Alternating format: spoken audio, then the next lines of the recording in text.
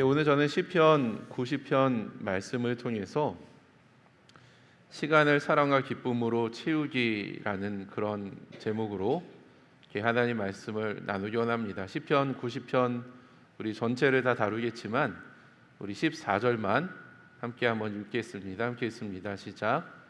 아침에는 주님의 사랑으로 우리를 채워주시고 평생토록 우리가 기뻐하고 즐거워하게 해주십시오. 네, 이 말씀처럼 참 우리의 삶, 우리의 시간 가운데 주님의 사랑과 기쁨으로 충만해지기를 주님의 이름으로 축복합니다. 네, 벌써 이제 12월입니다. 예, 정말 한 해의 시작이 엊그제 같은데 벌써 이제 12월이 되었어요. 우리 박정혁 전사님 오늘 새벽 우리 예배 시간에 참 모든 것이 하나님의 은혜다라는 표현을 썼는데 저희가 한 해를 돌아보면 정말로 모든 것이 하나님의 은혜임을 고백을 합니다. 누군가는 30대의 시간은 30km를 달리고 40대는 40km를 달리고 50대는 50km의 시간으로 달린다라고 했는데 지금 여러분은 몇 킬로를 달리고 계십니까?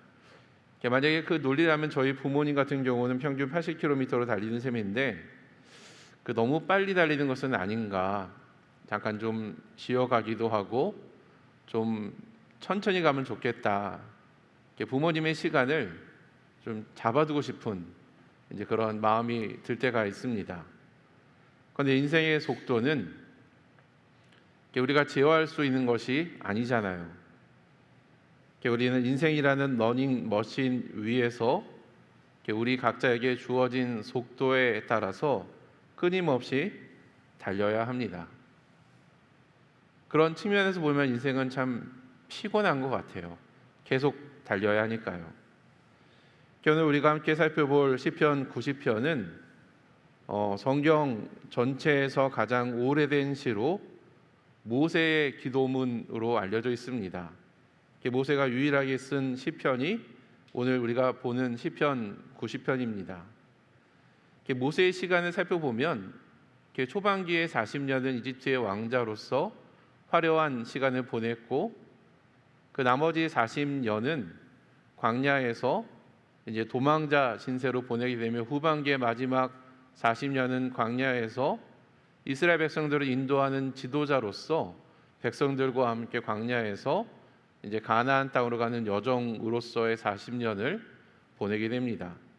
그런데 학자들은 우리가 보는 시편이 전통적으로 볼 때에 모세가 광야에서 기록한 것이다 라고 이야기를 하죠.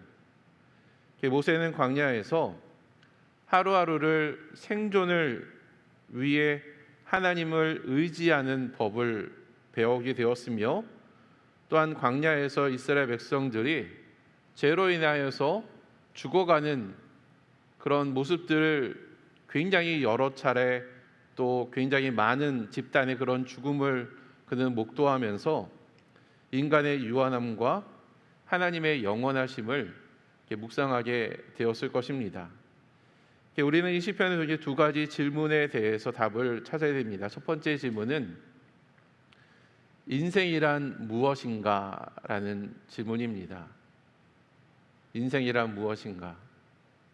그리고 두 번째 질문은 우리에게 주어진 이 시간을 우리가 어떻게 사용할 것인가? 라는 질문입니다. 오늘은 시편 90편 말씀을 통해 시간과 관련된 세 가지 교훈을 함께 나누기 원합니다. 첫째는 우리는 영원하신 하나님께 소망을 두어야 한다라는 것입니다. 우리가 우리에게 주어진 이 시간을 주님의 사랑과 기쁨으로 채우기 위해서는 우리는 영원하신 하나님께 우리의 소망을 두고 살아야 됩니다. 올해 대학 입시를 본 학생들이 많습니다. 제가 알기로는 한 13명 정도가 시험을 받고 또 재수생들을 포함하면 몇 명이 더 있어요. 이들의 간절한 소망은 자신이 원하는 학교에 입학하는 것입니다. 벌써 이제 합격 소식을 들은 학생도 있을 텐데 얼마나 기쁠까요? 어떻게 보면 인생에서 가장 행복한 그런 시간이지 않을까 생각을 합니다. 그리고 제 아들이 지금 군대에서 첫 휴가를 나와서 보내고 있는데 이제 다음 주 수요일이면 자대로 복귀를 합니다. 제 아들의 간절한 소망은 아마 제대의 순간이겠죠. 제 아들이 지금 일병인데 벌써부터 제대하는 날을 하루하루 이렇게 카운트를 하고 있습니다. 그리고 2주 전에 결혼을 하고 지난주에 저희 교회에서 첫 예배를 드린 우리 노면서 시사님의 아들 부부는 아마 그들은 신혼이기 때문에 가장 달콤하고 또 즐거운 그런 시간을 보내고 있지 않을까. 그래서 세상을 볼 때 인생이 너무나 아름답게 해석이 되는 그런 시간을 보내고 있지 않을까 생각을 합니다. 그러나 이 모든 것을 경험한 인생의 선배님들은 그 순간의 기쁨이 영원하지 않다라는 것을 잘 알고 있습니다. 아마도 대학생들은 이제 학교에 들어가서 교수님을 만나고 첫 레포트, 첫 과제를 마주하는 순간 그 과제가 그 공부의 양이 이전에 배웠던 그거와 비교할 수 없을 정도로 많은 것에 아마 깜짝 놀랄 것이며, 또 군대에서 제대한 이제 말년 병장은 이제 사회의 초년전이 되어서 아마 처음부터 모든 것을 시작하게 되는 법을 배우게 될 것입니다. 그리고 서로 다른 환경에서 자라다가 결혼한 신혼부부들은 이제 부부가 하나가 되어서 서로 맞춰가는 것이 얼마나 힘들고 고통스러운 과정인지를 아마도 그들은 경험하게 될 것입니다. 여러분, 이것이 인생이죠. 제가 좋아하는 집사님의 별명이 먼지입니다. 먼지. 늘 아내를 따라 먼지처럼 붙어 다닌다라고 해서 생긴 별명입니다. 그런데 시편 기자는 우리가 먼지, 성경에 표현하면 우리는 티끌로 돌아간다라고 설명을 합니다. 제가 이제 성경 몇 구절을 찾아볼 텐데요, 인생이 참 허무하구나라는 것을 느끼게 됩니다. 우리 3절 말씀 같이 한번 읽겠습니다. 시작. 주님께서는 사람을 티끌로 돌아가게 하시고 죽을 인생들아 돌아가거라 하고 말씀하십니다. 쉬운 성경은 이 티끌이라는 단어를 흙으로 번역을 하면서 사람아 흙으로 돌아가거라 라고 표현을 합니다. 우리는 다 흙으로 돌아갈 사람들이죠. 그리고 시편 기자는 우리의 인생이 한순간의 꿈과 같고 아침에 돋아난 한 포기 풀과 같다라고 표현을 합니다. 일장춘몽이다라고 하죠. 5절과 6절 우리 같이 한번 또 읽겠습니다. 시작. 주님께서 생명을 거두어 가시면 인생은 한순간의 꿈일 뿐 아침에 돋아난 한 포기 풀과 같이 사라져 갑니다.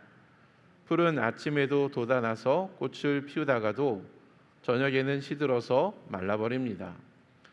5절 한번 다시 한번 띄워주시고요. 5절은 개역개정은 이렇게 번역을 합니다. 주께서 그들을 홍수처럼 쓸어간다라고 번역을 해요. 그러니까 세 번역에서 주님께서 생명을 거두어 가신다라는 것은 마치 갑자기 쏟아지는 폭우로 인하여서 홍수가 나고 그 홍수로 인하여서 모든 것들이 한순간에 이렇게 쓰러져 가는, 없어져 가는 어떤 그런 것들을 의미합니다. 우리가 평생토록 수고하고 애써 모은 모든 것들이 한순간에 허무하게 사라져 버리는 것이죠. 여러분, 이것이 인생입니다. 여러분, 올해 저희 교회에서 몇 명의 우리 성도님들 또는 성도님들의 가족이 돌아가신지 아십니까? 무려 13분이 돌아가셨어요. 그리고 대부분의 분들은 생각하지 못한 때에 너무나 갑작스럽게 돌아가셔서 유족들과 또 주변 사람들을 슬프게 했습니다. 이것이 우리가 맞이해야 될 인생의 현 주소이죠. 누구도 죽음에서 제외될 수 없습니다. 뭐 나이가 어리다라고 해서 죽음에서 제외가 되는 것이 아니에요. 여기까지 보면 인생이 참 허무합니다. 우리가 허무주의에 빠질 수가 있어요. 그런데 성경은 주님이 대대로 우리의 거처가 되신다라고 말을 합니다. 지은 성경은 안식처와 피난처라고 이 거처라는 단어를 번역을 했는데, 주님은 우리가 안식하는 곳, 우리가 거주하는 곳, 곧 우리가 살게 되는 집이다라고 말을 합니다.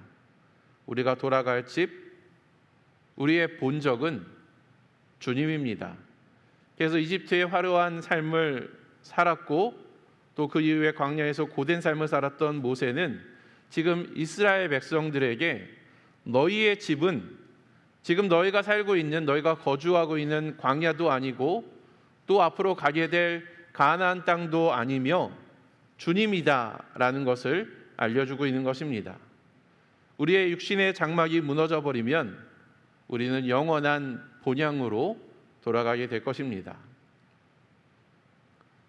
그래서 여러분, 사람이 죽으면 뭐라고 표현하죠?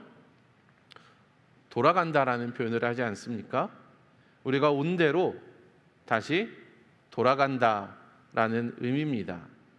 우리는 이 땅에서의 나그네로 살다가 그 나그네의 삶을 마치게 되면 우리의 참된 고향, 참된 본향인 천국으로 돌아가게 될 것입니다.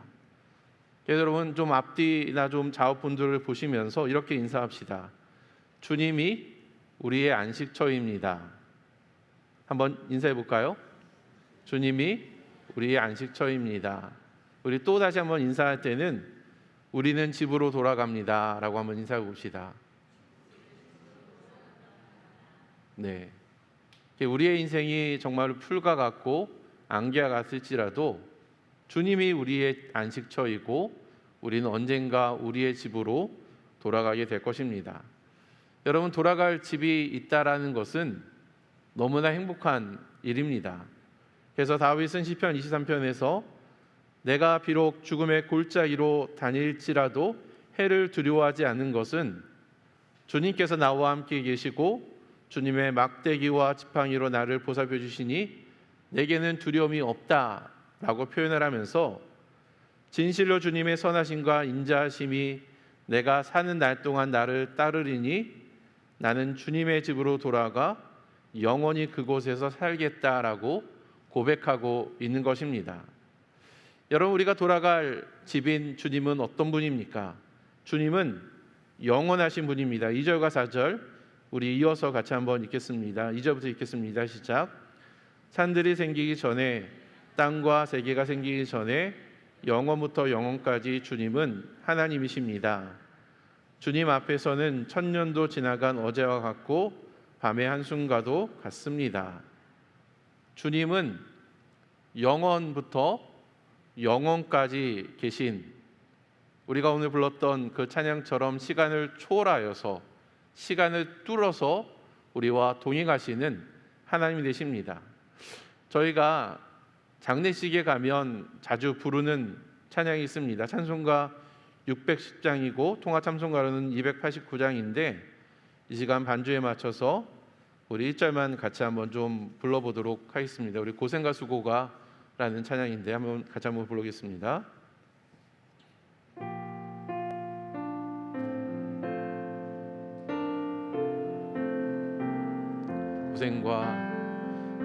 고생과 수고가 다 지난 후 광명한 정국에 편이실 때 주님을 모시고 나 살리니 영원히 빛나는 영광일세. 영광일세, 영광일세, 내가 누릴 영광일세. 은혜로 주 얼굴 배우며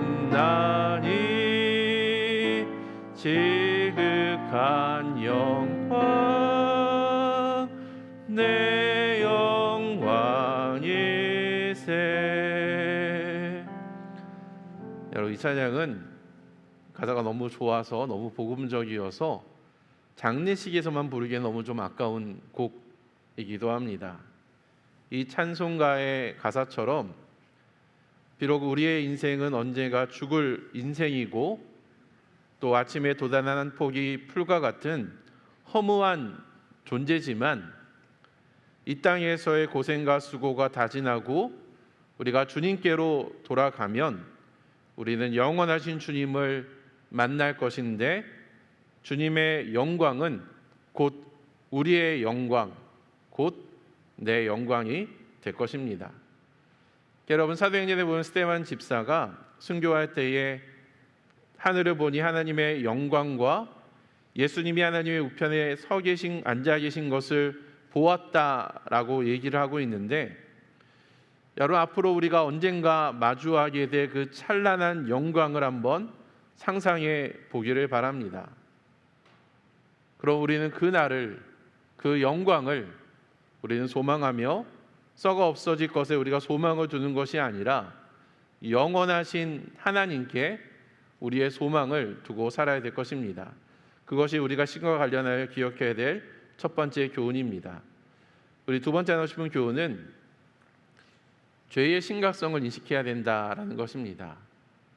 우리의 삶 속에서 우리의 시간을 사랑과 기쁨으로 우리가 채우기 위해서는 우리가 죄의 심각성을 인식하고 우리가 죄를 경계하고 죄를 멀리하는 그런 삶을 살아야 된다라는 이야기예요.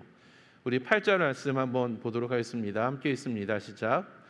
주님께서 우리 죄를 주님 앞에 들추어 내놓으시니 우리의 숨은 죄가 주님 앞에 많이 드러납니다. 여러분, 이 본문의 내용처럼 주님께서 갑자기 여러분의 죄를 주님 앞에 들추어 내놓으시면서 여러분의 그 숨겨진 죄, 여러분이 은밀하게 감췄던 그 죄가 주님 앞에서 환히 드러난다라고 한번 상상해 보시기 바랍니다. 얼마나 부끄럽고 수치스럽습니까? 만약 주님께서 저의 죄를 그렇게 들추어 내신다면 저는 부끄러워서 목회를 못할 것 같아요. 정말 그렇다면은 어려울 것 같습니다. 아니, 목회는커녕 제가 부끄러워서 이렇게 좀 다니기가 좀 어렵지 않을까 그런 생각도 해보게 됩니다. 그래서 죄 짓고는 못 산다라는 말이 있는 것 같아요. 그런데 모세는 왜 인생을 논하다가 갑자기 우리의 죄의 문제를 언급하는 것일까요? 원래 인간은 하나님의 형상으로 태어난 영원한 존재였습니다. 그러나 아담과 하와가 하나님이 금지한 선악과 나무를 따먹게 되므로 죄가 세상에 들어오게 되고 영원했던 아담과 하와를 유한한 존재, 제한된 존재로 그들을 전락시키게 됩니다. 아담과 하와가 죄를 지었을 때에 하나님은 그들에게 너는 흙에서 나왔으니 흙으로 돌아가거라 라고 말씀하셨습니다.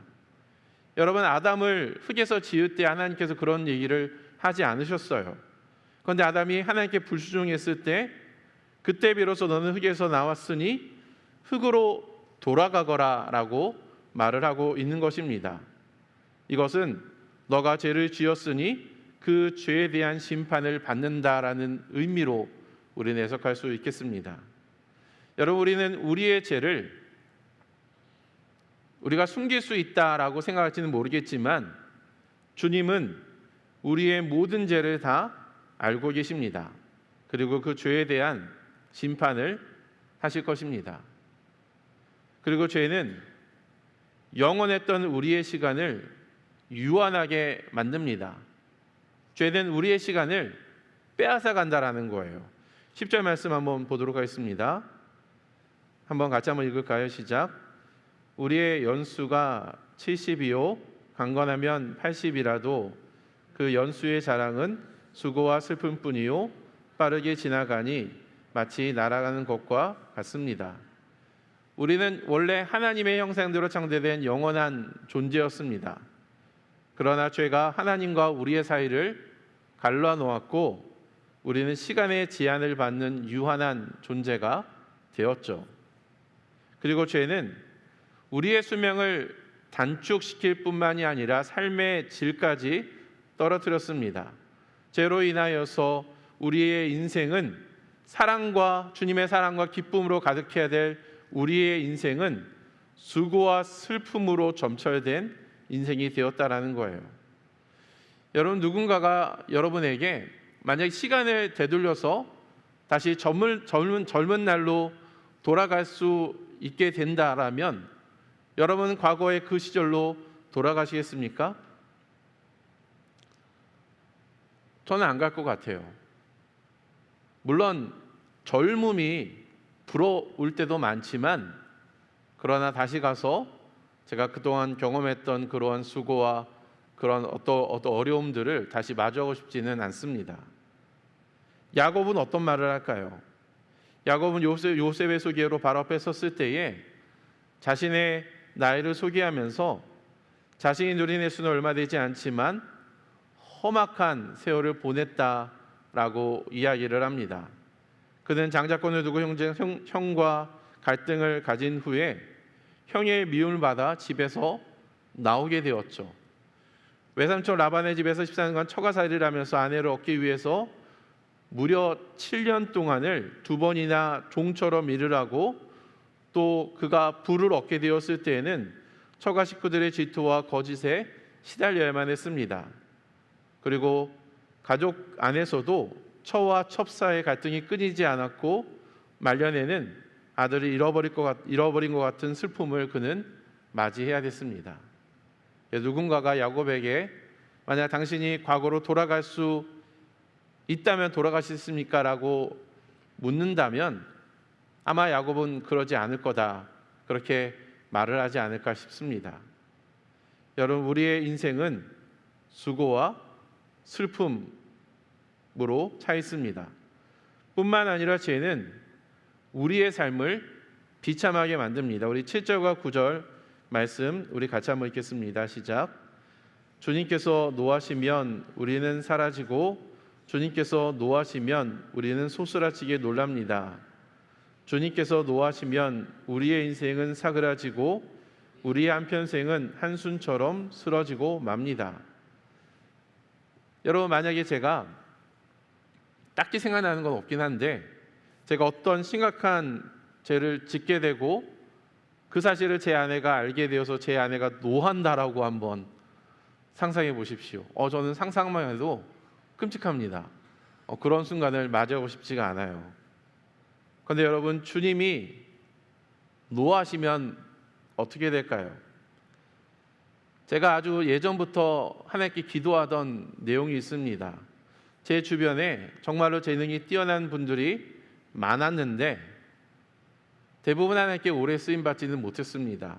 그래서 제가 그런 모습을 보면서 하나님께 기도하기를, 하나님, 저는 재능이 부족한 사람인지라 제가 하나님 앞에서 짧고 굵게 사역하는 것이 아니라 좀 가늘더라도 길게 하나님과 동행하고 싶습니다 라고 제가 기도를 했습니다.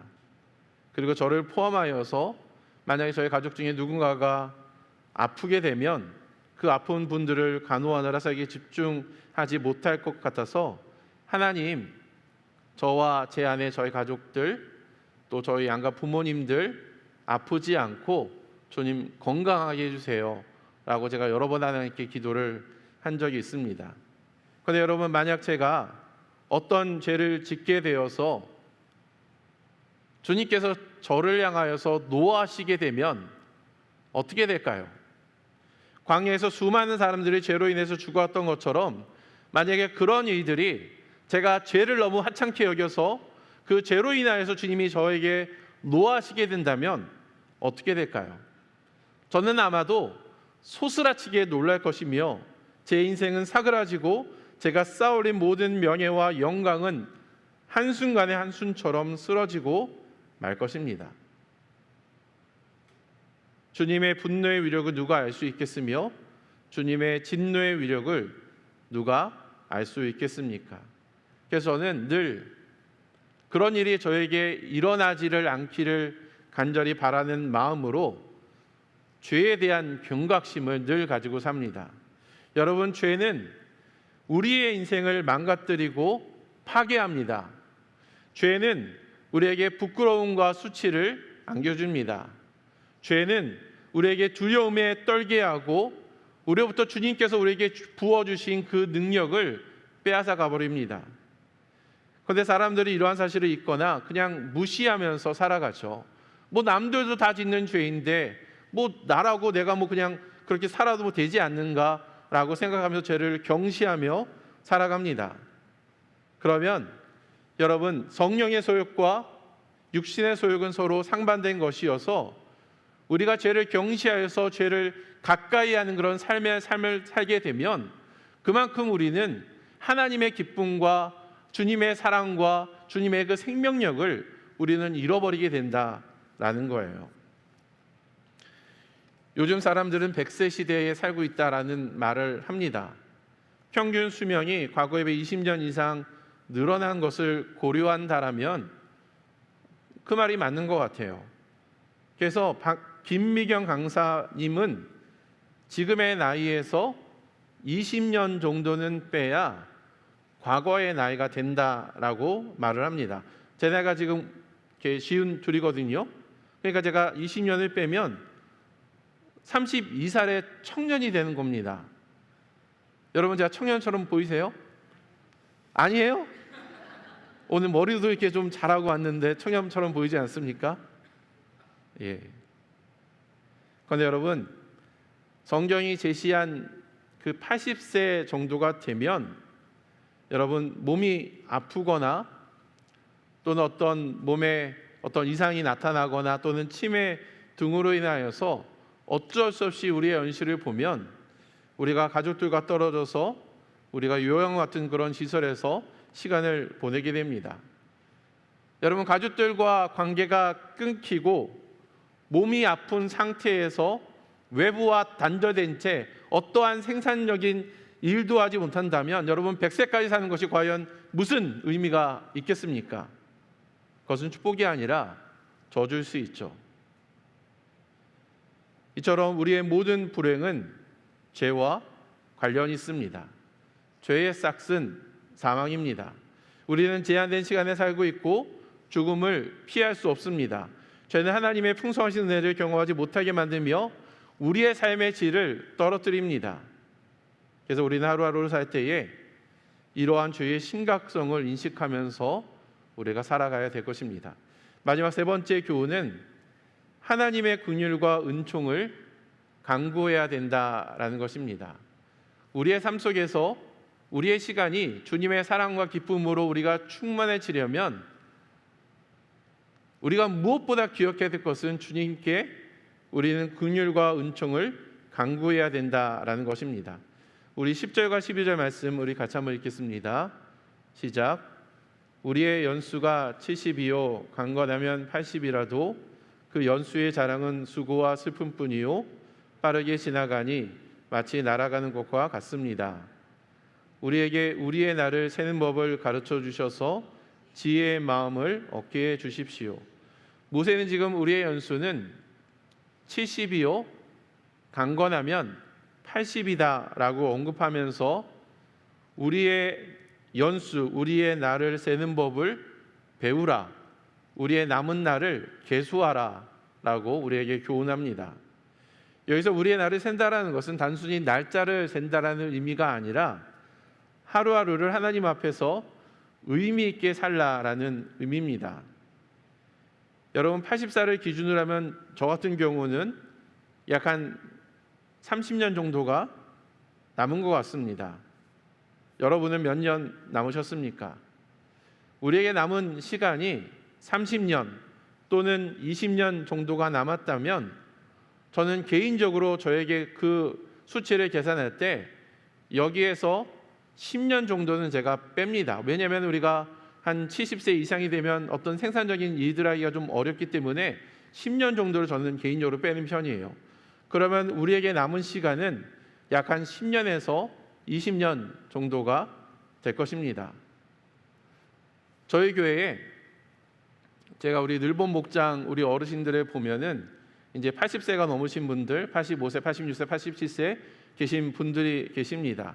저는 이 기간을 하나님이 우리에게 은혜로 주신 기간이다라고 생각을 합니다. 성경은 장수를 하나님의 축복으로 표현을 하는데 80세, 90세가 되신 분들은 하나님께 축복받은 사람들입니다. 여러분, 우리가 노년에 하나님을 예배하고 하나님께 쓰임받는다라는 것은 너무나 큰 축복이에요. 건강히 하나님께 쓰임받는 것은 너무나 큰 축복입니다.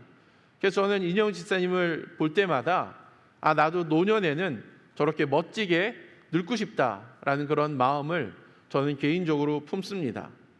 그러나 우리 역시 내일 일을 기약할 수가 없습니다. 우리가 내일 일을 기약할 수 있는 사람은 아무도 없다라는 거예요. 여러분, 우리는 우리에게 남은 시간이 제한되어 있다라는 것을 기억하고 이 남은 시간을, 우리 각자에게 남은 시간은 각각 다르겠지만 이 남은 시간을 정말로 잘 활용을 해야 될 것입니다. 그렇다면 여러분, 시간을 잘 사용한다라는 것은 어떤 의미일까요? 어떤 개념일까요? 시간이 얼마 없으니 쉬지 말고 일을 해야 된다라는 의미일까요? 아니면 시간이 별로 없으니 그 남은 시간을 여행을 다니고 즐겁게 놀라라는 어떤 그런 의미일까요? 우리는 모세의 기도에서 이 질문에 대한 힌트를 얻어야 될 것입니다. 우리 14절과 15절이 되게 중요한 구절인데 우리 같이 한번 읽겠습니다. 14절과 15절입니다. 함께 읽습니다. 시작. 아침에는 주님의 사랑으로 우리를 채워주시고 평생토록 우리가 기뻐하고 즐거워하게 해주십시오. 우리를 괴롭게 하신 날수만큼, 우리가 재난에 당한 횟수만큼 우리에게 즐거움을 주십시오. 여러분, 14절 말씀, 이 문장을 잘 살펴보십시오. 이 문장은 내가 주님의 사랑으로 채워야 한다거나 또는 우리가 남은 시간을 기뻐하고 즐거워하며 살아야 되는 형식으로 기록되어 있지 않습니다. 굳이 이 문장을 문법적으로 분해를 하자면 이 문장은 능동태가 아니라 수동태로 기록되어 있습니다. 시편 기자는 주님의 사랑으로 우리를 채워주시고 평생토록 우리가 기뻐하고 즐거워하게 해달라고 요청을 지금 하고 있다는 거예요. 여러분, 내가 하는 것이 아니라 하나님이 하시는 것입니다. 한마디로 모세는 하나님의 긍휼과 은총을 간구했습니다. 그래서 우리의 시간, 우리의 남은 시간이 주님의 사랑과 주님의 기쁨으로 우리가 충만하려면, 물론 우리가 노력하는 것도 중요하지만 하나님의 긍휼과 은총이 절대적으로 필요하다라는 것입니다. 여러분, 남은 시간을 잘 활용하려면 오늘부터라도 하나님의 긍휼과 은총을 간구하십시오. 여러분, 구체적으로 이렇게 기도하시기 바랍니다. 우리 17절 말씀 우리 같이 한번 읽겠습니다. 시작. 주 우리 하나님, 우리에게 은총을 베푸셔서 우리의 손으로 하는 일이 견실하게 하여 주십시오. 우리의 손으로 하는 일이 견실하게 하여 주십시오. 우리가 아무것도 하지 말라라는 그런 이야기가 아니에요. 우리가 해야 될 모든 일에 우리가 정말로 최선을 다해야 되지만 하나님, 내 힘과 노력으로는 제한이 있으니 하나님, 내가 수고하는 모든 노력이 하나님의 은혜 가운데 이루어질 뿐만이 아니라 그 모든 일에 하나님, 나의 모든 수고가 주님의 섭리와 계획 가운데 있어서 하나님, 저의 삶 가운데 주님의 은혜와 은총을 부어주셔야 제 삶이 주님의 사랑과 기쁨으로 충만하게 될 것입니다 라고 지금 시편 기자가 지금 고백하고 있다라는 것입니다. 여러분, 주님이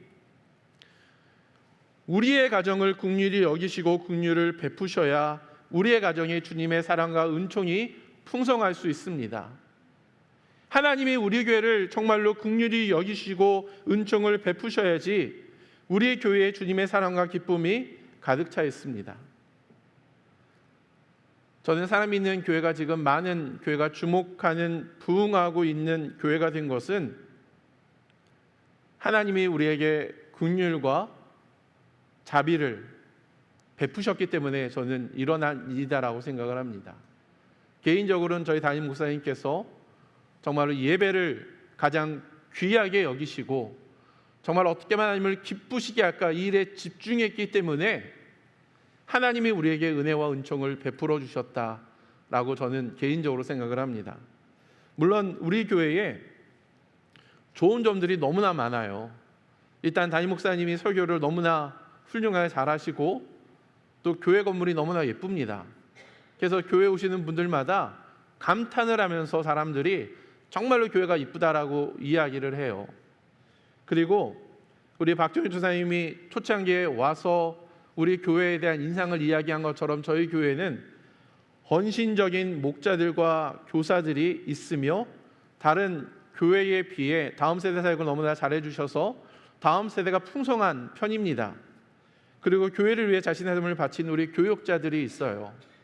이 모든 요소가 우리가 부응하는 요소임은 분명하지만, 그러나 여러분, 하나님이 우리를 긍휼히 여기지 않는다면, 하나님이 우리에게 은총을 베푸지 않는다면 지금 우리가 누리는 사랑과 기쁨은 존재하지 않을 겁니다. 그것은 우리의 힘으로 이루어지는 것이 아니기 때문이에요. 우리는 우리의 가정을, 우리의 교회를 우리의 힘과 노력으로 이룰 수 있다라고 생각하지만 그것은 우리의 착각이고, 하나님의 은혜와 은총이 있어야지만이 우리 가정 가운데, 우리 교회 가운데 하나님의 축복과 하나님의 임재와 하나님의 은혜가 임하게 된다라는 말입니다. 여러분, 반대로 이 말은 하나님이 우리를 긍휼히 여기시고 우리에게 은총을 베푸신다면 우리는 어떠한 환경에서도, 우리가 정말로 가난하고 아프고 정말로 어려운 그런 환경일지라도 우리의 삶에, 우리의 시간 가운데 주님의 사랑과 주님의 기쁨으로 충만한 시간을 보낼 수 있게 된다라는 의미이기도 합니다. 우리의 가족과 교회의 모든 삶에 하나님의 긍휼과 은총이 넘치도록 여러분 기도합시다. 하나님이 함께 하실 때에 우리의 시간은 복이 됩니다. 아무리 짧아도 그 시간은 가치가 있고, 평범해도 그 시간은 의미가 있으며, 실패하더라도 그 시간은 하나님이 사용하시는 도구가 될 것입니다. 여러분, 벌써 12월입니다. 이제 올 한 해가 정말 얼마 남지 않았습니다. 이제 다음 주에 우리 엄성희 목사님께서 다음 주에 설교하시고, 또 우리 그 다음 주에 우리 박정희 목사님이 설교하시고, 우리 그 다음 주에 담임 목사님께서 이제 성탄 감사 예배와 또 송구 영신 예배를 이제 드리게 되면 이제 올해는 끝이 나겠죠. 그리고 우리는 새해를 맞이하게 될 것입니다. 저희 목사님께서 자주 인용하고 있는 예화인데요, 전대미문의 5천 삼진을 기록한 롤란 라이언에 대한 이야기입니다. 그는 45세라는 그 나이에도 불구하고 정말 엄청난 강속구를 뿌려내서 그것을 본 중개인들이 이런 말을 했다라고 하죠. 저 사람은 그저 나이만 먹는 것이 아니라 날이 갈수록 나아집니다 라는 평을 그는 받았다라고 합니다. 여러분, 시간이 우리에게 주는 교훈이 무엇일까요? 왜 하나님이 우리에게 시간이라는 그 개념을 우리에게 선물로 주셨을까요? 시간은 우리를 그리스도로 닮는 자로 빚어나가게 할 것이고, 또 주님이 예정하신 시간에 우리는 영광스러운 주님을 만나게 될 것입니다. 여러분, 해가 지나면 지날수록 더 예수님 닮은 사람, 더 정말로 우리 목사님께서 지난 수요일날 얘기했던 것처럼 하나님과 정말로 친밀한 사람, 그래서 주님이 오시는 그날에 잘했다라고 칭찬받는 저 여러분 되기를 주님의 이름으로 축복합니다.